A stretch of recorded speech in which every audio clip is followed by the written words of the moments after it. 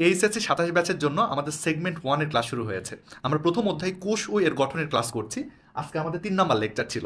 আজকে আমরা একটা দারুণ টপিক নিয়ে কথাবার্তা বলেছি, সেটা হলো স্টেম সেল। স্টেম সেল সম্পর্কে তোমরা জানো? এক ধরনের কোষ যারা প্রয়োজনে যে কোনো কোষে পরিণত হতে পারে তাদেরকে বলা হয় স্টেম সেল।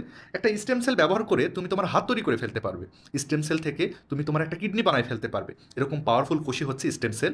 বর্তমানে স্টেম সেল নিয়ে প্রচুর গবেষণা চলছে। এই জন্য আমাদের সিলেবাসে সম্প্রতি অল্প একটু স্টেম সেলের আলোচনা যুক্ত করেছে। আমরা সেই স্টেম সেল নিয়ে আজকে পড়াশোনা করলাম। অনেক টিচার এরকম কম ইম্পর্টেন্ট টপিকগুলোকে স্কিপ করে যায়, কিন্তু আমি চাচ্ছি তোমাদেরকে সব কিছু শেখাতে, বইয়ে যেই লাইন আছে, যেই টপিক আছে, সব কিছু শেখাতে। আমরা স্টেম সেলের কনসেপ্টটা জেনেছি, এর প্রকারভেদ জেনেছি, এর গুরুত্ব জেনেছি। স্টেম সেল সম্পর্কে আমি বই থেকে একটু দেখিয়েছি, কিছু ছবি টবি দিয়েছি। স্টেম সেল ব্যাপারটা কিন্তু দারুণ, আমরা দারুণভাবে সব কিছু পড়ার চেষ্টা করেছি।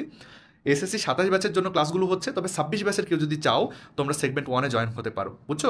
এখানে কিন্তু অনেক দারুণ ব্যাপার স্যাপার সব শেখা হচ্ছে। আমরা একটা কোষের মধ্যে বিভিন্ন অংশ থাকে, সে অংশগুলো এভাবে টেবিলের মাধ্যমে জেনেছি।